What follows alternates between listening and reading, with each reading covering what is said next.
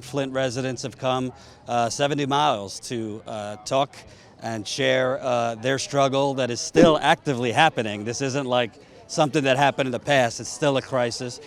You, ma'am, spoke, and this is your son who was, I believe, on Time Magazine a couple years ago. I think the national media has largely pushed out this message that the water's better and it's meeting regulations and all that. What's your message? Because at least who we've spoken with, it seems like to declare the water safe, they did a little funny business. Yeah, so to me, what I think is happening is that the media is picking up that the lead lines are being replaced, and they thinking that that's the actual problem. But the problem resides in our houses. Our houses have been corroded along with everything else. So we still living in our homes, which are filled with lead. So the problem is never going to be gone until we fix what's in the house. Can you kind of talk about what you've personally gone through, you and your family, in 5 years? Yeah, so in the past 5 years, with Sincere being on the cover of Time for his rashes, and like he said, he's still going through that. I lost Still having rashes. Still has them. I lost my daughter's dad, who died from bacterial pneumonia, August of 2015, before McLaren and the state decided that it was a Legionnaires bacteria.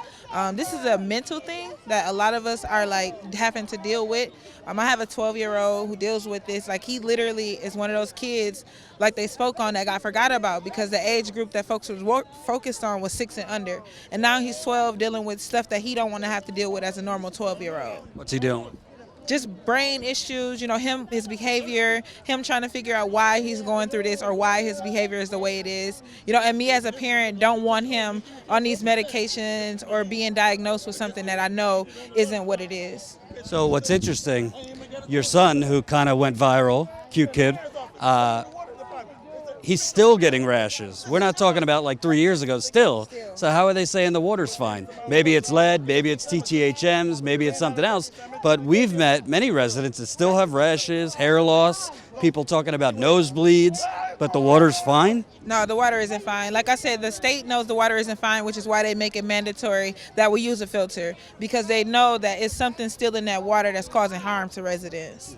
And let me ask you, you talked about the mental strain of this. I mean, I've been here, it's my 14th time actually in 2 years, and you see less residents because people are tired. People are fed up. People are tired of asking for help. We have been asking for help and for water for 5 years, and folks feel like we have to do it on our own because the people in Lansing and our local officials don't care about what's happening to us. And it's always interesting because there's a presidential campaign going on right now. You got one side says, oh, the economy's booming. The other one's talking about getting Trump out. I don't hear many people talking about Flint. The national media don't talk about Flint. Other than today, I don't see politicians talking about Flint. It seems like citizens were poisoned and kind of left to fend for themselves. That's exactly how it is.